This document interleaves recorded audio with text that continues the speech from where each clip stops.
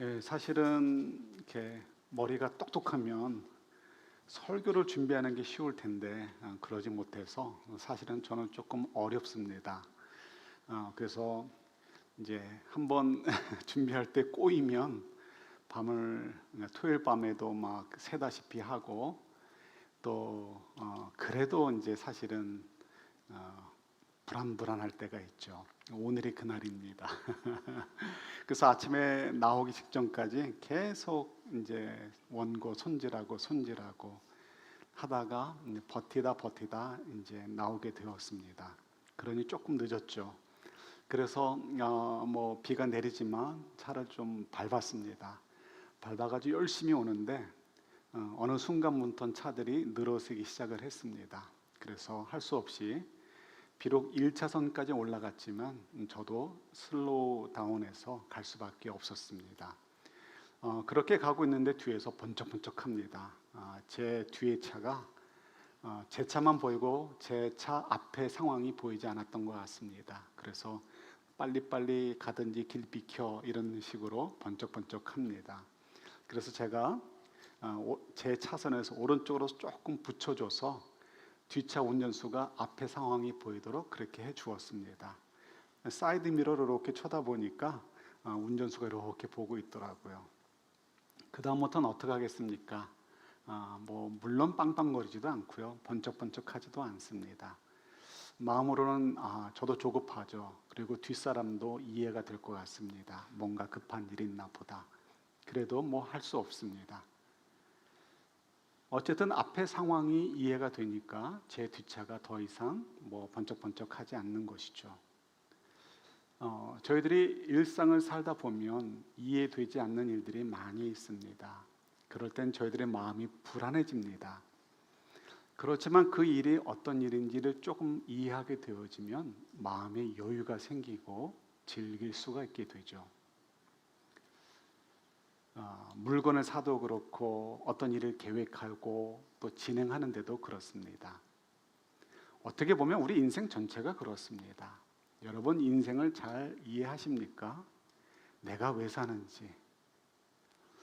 제가 참 좋아하는 가수분이 조수미시고요. 공연을 하면 가서 보기도 하는 분이기도 합니다. 그리고 이제 그분의 노래 가운데 좋아하는 것 중에 하나가 나 가거든. 잘 아시죠? 명성황후에 대한 그게 나오는 이제 노래인데 물론 너무 미화되어 있죠. 명성황후는 사실 문제의 여인인데 어쨌든 그 극에서는 좋은 역으로 나오는 것 같습니다. 그 나 가거든의 가사의 한 대목에 그런 말이 있죠. 내가 이 세상에 다녀간 이유를 내가 이 삶을 다 살고 나면 알게 될까? 그 극에서 명성황후가 그려지고 있는 인생, 너무 힘든 거죠. 왕의 아내임에도 불구하고 너무 힘든 것이죠. 그래서 내가 왜 사는지 모르겠다 이거예요.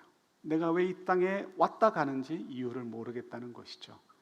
그런데 내가 나중에 죽으면 알게 될까? 라면서 어떤 자기의 신세를 한탄하기도 하고 위로하는 그런 노래 가사이기도 합니다. 여러분들은 아십니까? 생각하고 사시죠? 나는 왜 이 땅에 왔다 가는지. 이민자들은 더 하나 붙죠. 내가 뭐 대단한 일을 한다고, 대단한 인생 산다고 가족들과 멀리 떨어져서 사랑하는 어머니도 사랑하는 가족들도 아버님도 몇 년에 한 번 보기 힘들 때도 있는 그런 삶을 살아야 되는가? 뭐 대단한 삶을 미국 땅에서 살고 있다고, 그죠? 그때 우리는 이제 생각하는 거죠. 내가 왜 이렇게 사는 걸까? 다 이렇게 사는 거지 하면서 살 수도 있습니다. 그러나 그러기에는 우리 인생은 한 번밖에 없지 않습니까? 그래서 억울하죠. 그런 답은 만족이 되지 못하는 답입니다. 그래서 사실은 저희들은 아닌 것 같아도 그 답을 확실하게 찾지 못하면 우리 마음속에 만족이 있을 수가 없고요. 당연히 기쁨도 감사도 제한적일 수밖에 없습니다.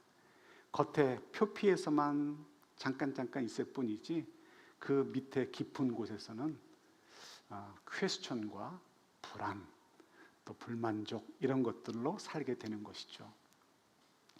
그래서 저희들이 우리가 왜 사는지에 대한 답을 잘 찾아야 됩니다. 오늘 교회 저희 그 설교 제목은 교회 복의 근원이 되는 사람들입니다.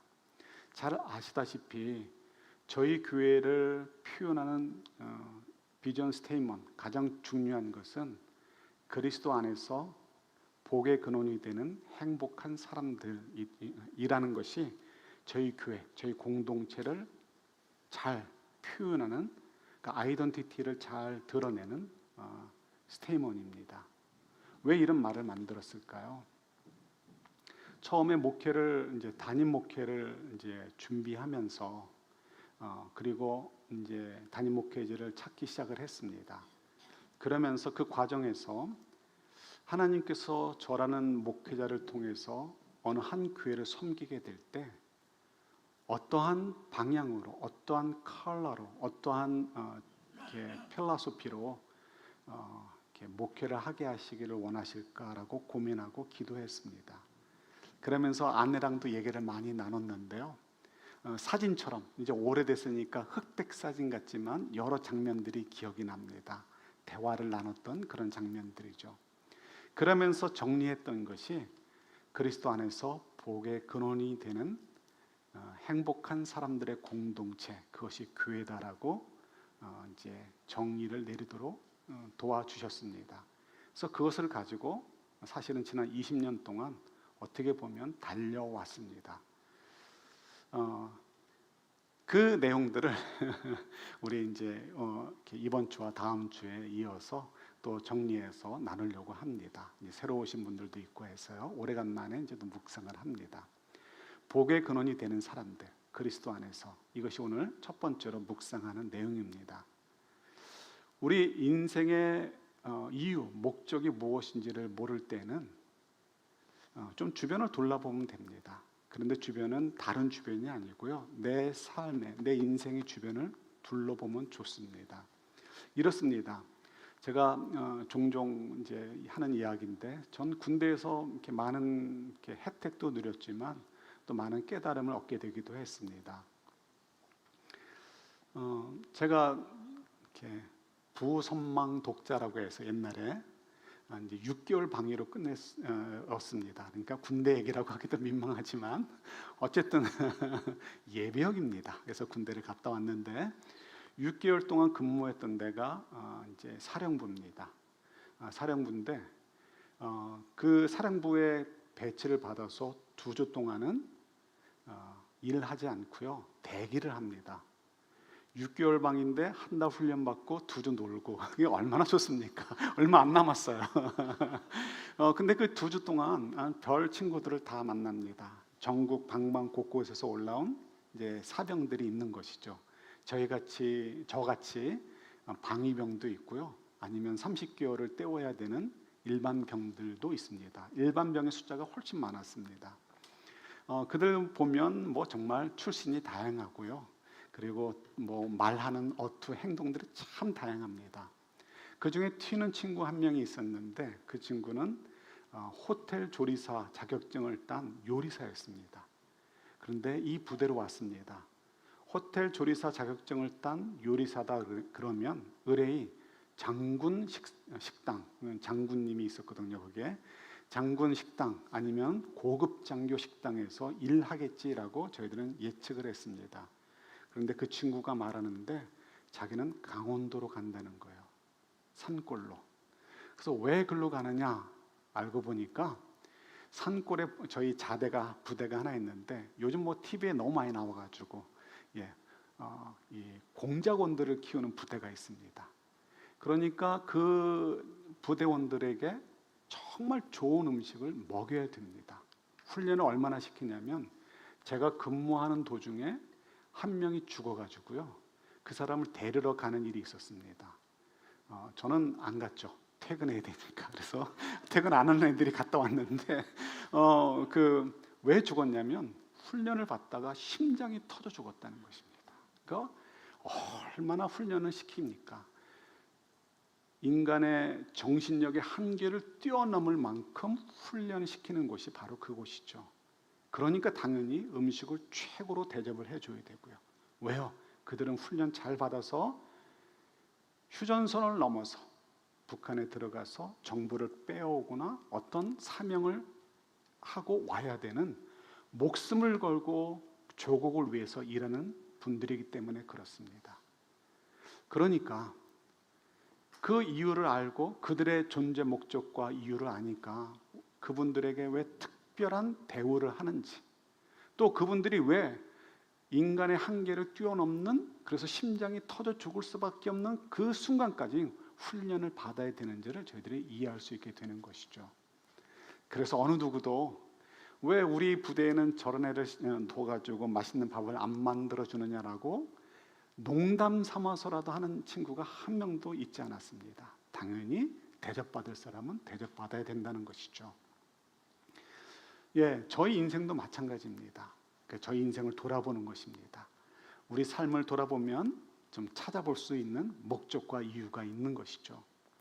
여러분, 저희를 주변을 찾아보면 저희 속에 뭐가 있나요? 저희 속에 오장육부도 있겠지만 영적으로 우리 속에 적어도 두 가지가 있습니다. 하나는 뭐가 있죠? 하나님의 형상이 있습니다. 우리 거울을 보면서 하나님의 형상을 찾아볼 수는 없어요. 그러나 우리의 삶을 통해서 하나님의 형상이 드러나게 되어 있죠. 하나님의 형상을 우리 속에 집어넣어 주신 이유가 있죠. 뭐죠? 우리가 하나님의 아이돌처럼, 작은 인형처럼 되어서 하나님의 좋으심을 보여주고 알리라고 하나님의 형상을 저희 속에 심어주셨습니다. 단지 동물들보다 낫다 이런 거를 주장하려고 하는 것이 아니라 사명 때문에 넣어주신 것이죠. 또 두 번째, 우리 속에 또 누가 계십니까? 성령님이 계시죠. 성령님이 계십니다. 우리 성령님이 어떤 분으로 여러분 이해되시나요? 우리 이렇게 성령님을 이해하는 것도 참 만만치 않습니다. 그런데 성경을 보면 성령님을 한 가지 형상으로 표현했습니다. 어떤 형상이죠? 성령이 무엇과 같이 임했다? 비둘기같이. 그럼 성령님이 정말 비둘기같이 생겼을까요? 아니죠. 전혀 아닙니다. 하나님이 이렇게 성령 하나님께서 피조물의 모양을 가지고 계실 이유가 하나도 없죠. 그러니까 전 단지 사람들의 눈에 보이고 예수님께서 하나님이 보내신 아들이요 메시아라는 것을 증거해 주시기 위해, 그래서 성령이 임하시는 것을 보여주시도록 하기 위해서 비둘기의 형상으로 내려오신 것뿐입니다. 비둘기의 여러 특성이 있지만 정확히 왜 비둘기의 형상을 취하셨는지는 저희가 알 방법은 없습니다. 추론만 가능할 뿐이죠. 중요하지 않기 때문에 넘어갑니다. 중요한 것은 성령이 저희들에게도 임하셨고, 그래서 그 성령의 특징을 이해하는 것이 필요합니다. 그 특징을, 비둘기의 형상을 좀 저희들이 좀 차용해서 빌려서 이제 설명을 해보도록 하겠습니다. 새는 양 날개가 핵심이 있죠. 그래서 양 날개에 있습니다. 한쪽 날개는 다음 주에 하고요. 한쪽 날개, 이 한쪽 날개는 성령께서 우리 속에서 어떤 역할을 하느냐를 알려주십니다. 이 한쪽 날개는 영어로 얘기하면 doing에 관한 것입니다. 그 얘기는 뭐냐면 하나님께서 성령님을 통해서 우리가 어떻게 살아야 될지를 알려주시고, 하나님께서 원하시는 삶을 살 때 그 삶을 잘 살 수 있도록 저에게 능력을 더해 주신다는 것입니다. 그래서 성령님이 우리 안에 거하시는 것이죠. 단지 명색이 그렇다 혹은 자리를 차지하고 있도록 하시기 위해서 있는 것이 아니라 실제로 어떤 역할이 있기 때문에 우리 안에 거하시는 것입니다. 그래서 성령님께서 우리 안에 거하시면서 doing의 문제를 도와주시는 것이죠. 왜 도와주실까요? 우리가 하나님의 뜻대로 살아서, 그죠? 그래서 하나님이 기뻐하시는 열매들을 맺는 인생이 되도록 하기 위해서 도와주시는 것입니다. 그래서 하나님께서 우리들에게 은사도 주시는 것이죠. 그 은사들을 통해서 하나님께서 우리에게 맡기시는 하나님의 아름다운 일들을 섬기도록 하기 위해서 성령이 우리 안에 거하시고 역사해 주고 계시는 것입니다. 오늘 본문 말씀 가운데 8, 9, 10절 한번 같이 읽어보도록 하겠습니다. 8, 9, 10절입니다. 에베소서 2장 8절, 9절, 10절 같이 봤습니다. 여러분은 믿음을 통하여 은혜로 구원을 얻었습니다. 이것은 여러분에게서 난 것이 아니요 하나님의 선물입니다. 행위에서 난 것이 아닙니다. 그러므로 아무도 자랑할 수 없습니다. 우리는 하나님의 작품입니다. 선한 일을 하게 하시려고 하나님께서 그리스도 예수 안에서 우리를 만드셨습니다. 하나님께서 이렇게 미리 준비하신 것은 우리가 선한 일을 하며 살아가게 하시려는 것입니다. 아멘. 보면 하나님께서 우리에게 거저 주신 선물을 은혜라고 부릅니다. 그 은혜는 저희들이 하나님을 아버지로 부르게 된 것, 예수님의 은혜로 구원을 받게 된 것을 말하죠. 그래서 어느 누구도 나는 예수님을 믿었어 라고 자랑하지 못하도록. 왜요? 그것은 내가 잘나서 받은 것이 아니고 하나님께서 100% 그냥 선물로 주신 것이기 때문이다라는 것을 강조하고 있습니다. 그러면서 그 강조점이 이제 넘어오는 거죠. 10절로 넘어와서 왜 그렇게 하나님께서 우리에게 선물로 은혜를 주셨는가? 이유가 있다라는 것이죠. 이유는 우리의 창조 목적과 관련이 있다라는 것입니다. 10절에 보면 하나님께서 그리스도 안에서 우리를 만드셨다라고 말합니다. 근데 왜 만드셨다고요? 무엇을 하게 하시려고? 선한 일을 하게 하시려고요. 그래서 우리가 선한 일을 하며 살아가도록 하시기 위해서 우리에게 은혜를 주셨다는 것이죠. 그럼 이 선한 일은 무엇일까요? 어려운 사람 보면 마음 아파하고 돕는 것, 그것도 선한 일일 수 있습니다. 또 우리가 누군가를 이렇게 품어주는 것도 선한 일이 될 수 있습니다. 다 맞습니다. 그러나 본질적인 이야기를 한다면 이 선한 일이라는 것은 하나님의 계획을 얘기하십니다. 하나님이 계획하시고 행하시는 일을 말합니다. 그래서 하나님께서 창세전부터 우리는 다 이해 못합니다. 창세전부터 계획해 놓으신 일이 있습니다. 아담으로 시작해서 창세기 1장으로 시작해서 요한계시록으로 끝나는 하나님의 역사의 계획들을 하나님이 가지고 계시죠. 그리고 그 계획 속에서 하나님께서는 하나님의 백성들을 통해서 아름다운 선한 일들을 행하기를 원하십니다. 사람들을 구원하고 하나님의 창조의 원리대로 이 세상이 돌아가도록 우리가 섬기기를 원하시는 것이죠. 하나님이 계획하신 창조의 아름다운 모습으로 우리의 가정들이 회복되어지고 성장하고 세워지기를 또 하나님이 원하십니다. 하나님께서 계획하신 대로 하나님의 형상대로 우리들을 만들어 주신 것처럼 저희들도 하나님의 형상 안에서 성령의 도우심을 받아서 우리 자녀들에게 그런 귀한 모습으로 살아가고 자라날 수 있도록 도와주기를 원하시는 것이죠.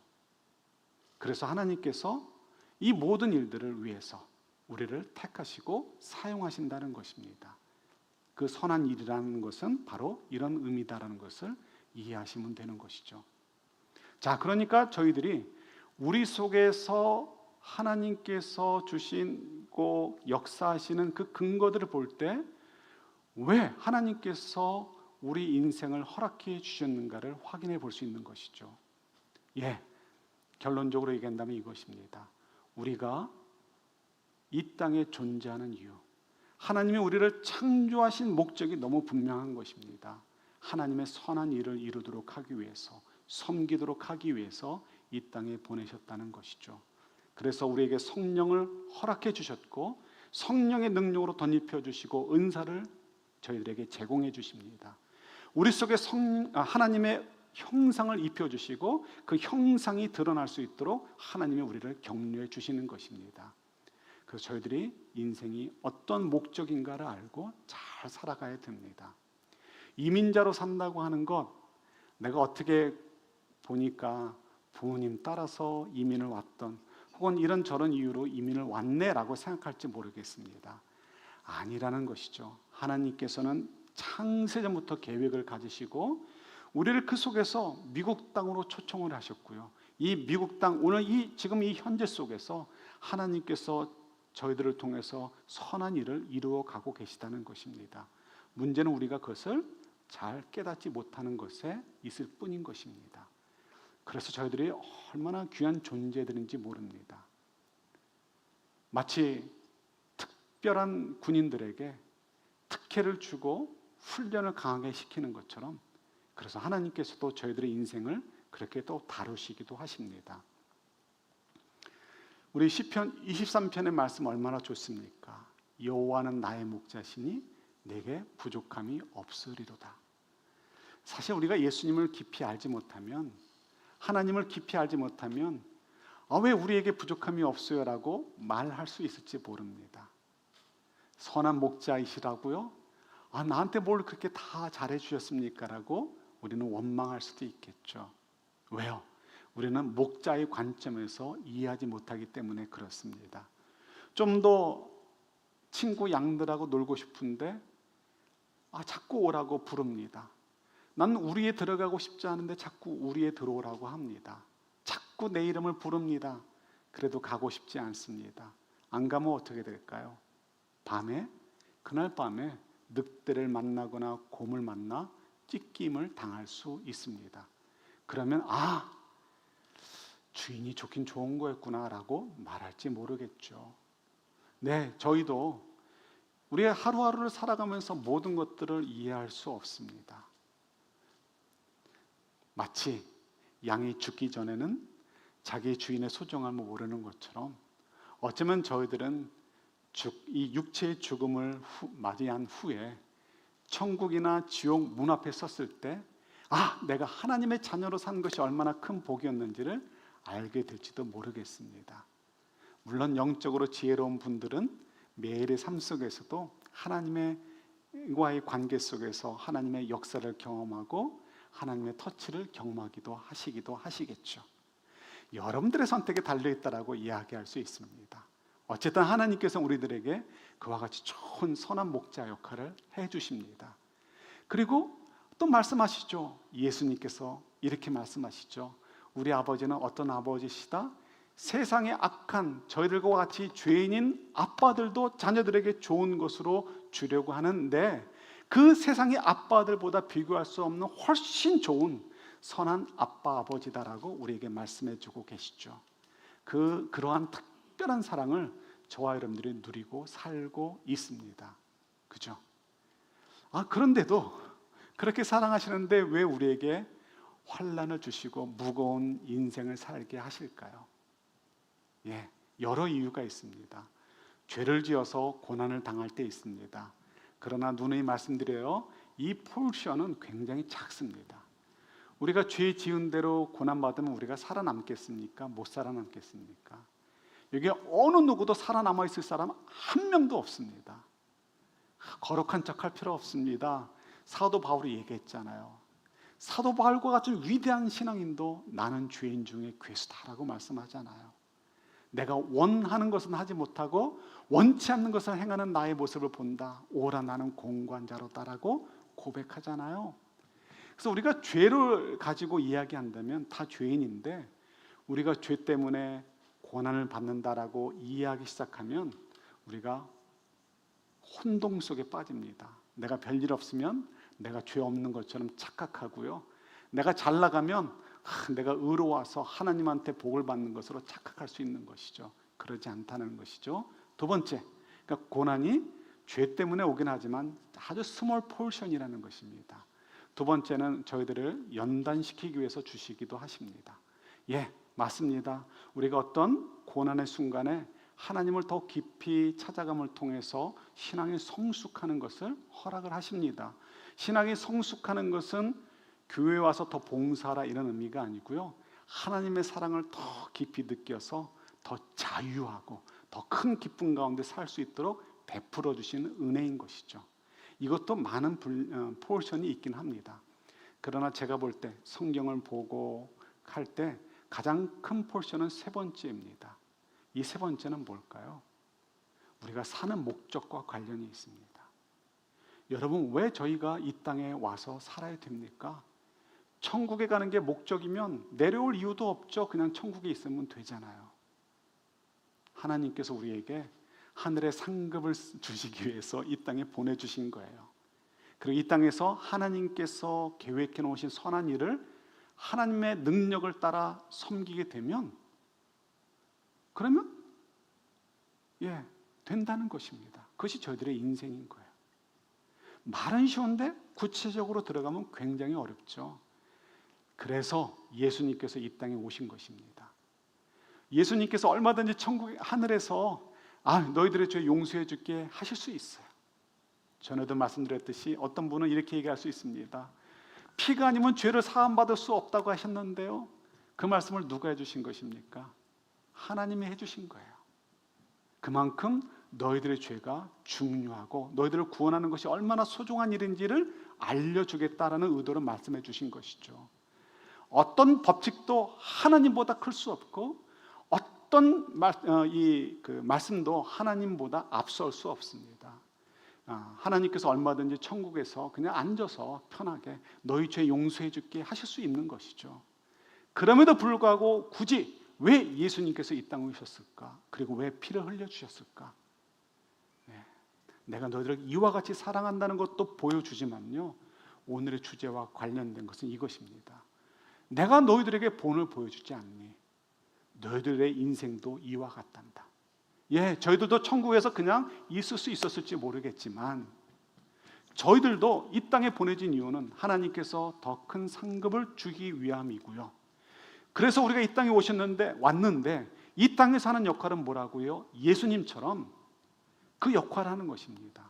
예수님께서 이 땅에 오신 것은 우리들과 공감하기 위해서입니다. 우리 성경 한 군데만 찾아볼게요. 히브리서 4장 15절입니다. 히브리서 4장 15절 같이 봤습니다. 우리의 대제사장은 우리의 연약함을 동정하지 못하시는 분이 아닙니다. 그는 모든 점에서 우리와 마찬가지로 시험을 받으셨지만 죄는 없으십니다. 자, 보시면요, 왜 이 땅에 오셨는가를 보여주시는 거예요. 죄가 없으셔요. 오실 이유가 없어요.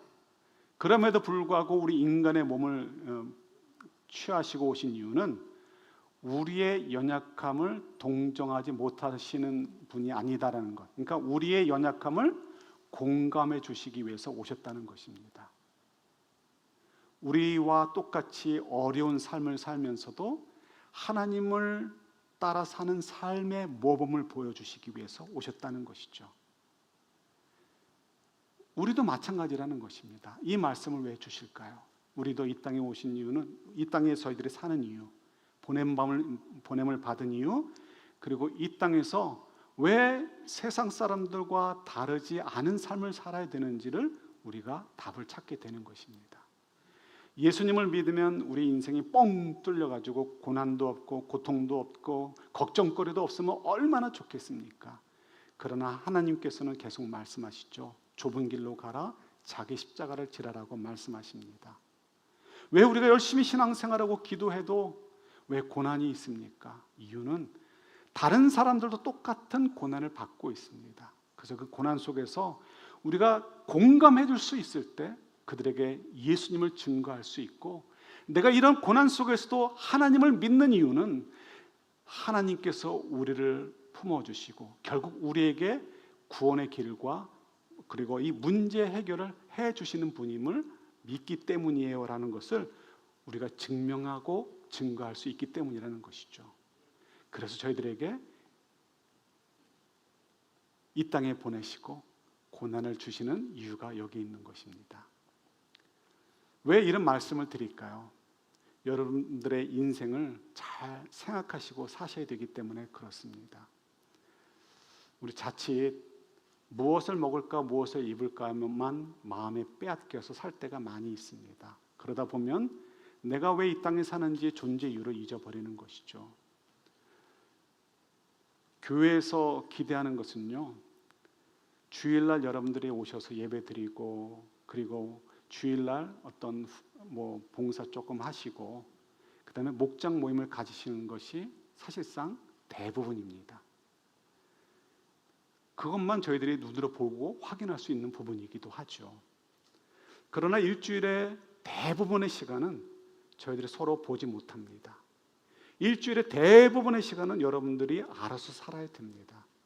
그런데 그 시간들이 얼마나 소중한 시간들입니까?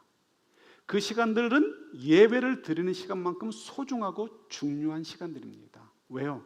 그 시간들도 여러분들이 일하시는 그 시간들, 여러분들이 가정에서 일하시는 그 시간들도 다 뭐요? 예수를 주로 고백하는 시간들이고 결국은 예배의 자리이기 때문에 그렇습니다. 그래서 그 시간들이 너무나 중요합니다.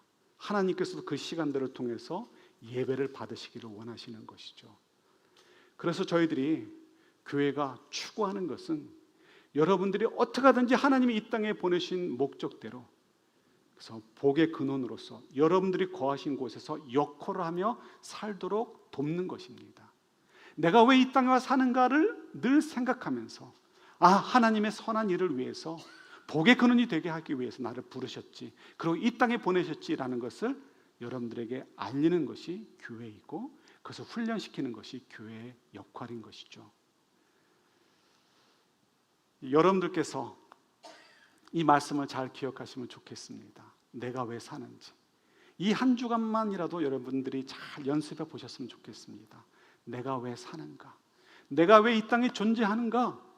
그저 오늘도 무엇을 먹고 무엇을 입을 것을 가지고 만족하고 즐기는 삶이 아니라 하나님께서 나에게 기대하시는 선한 일이 무엇일까를 고민하시면서 사는 그런 귀한 인생, 그런 멋진 인생들을 저와 여러분들이 살아갈 수 있기를 우리 주님의 이름으로 축원합니다.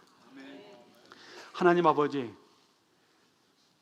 저희들이 왜 이 땅에 보내졌는지, 왜 사는지 다시 한번 돌아보게 하시니 감사합니다.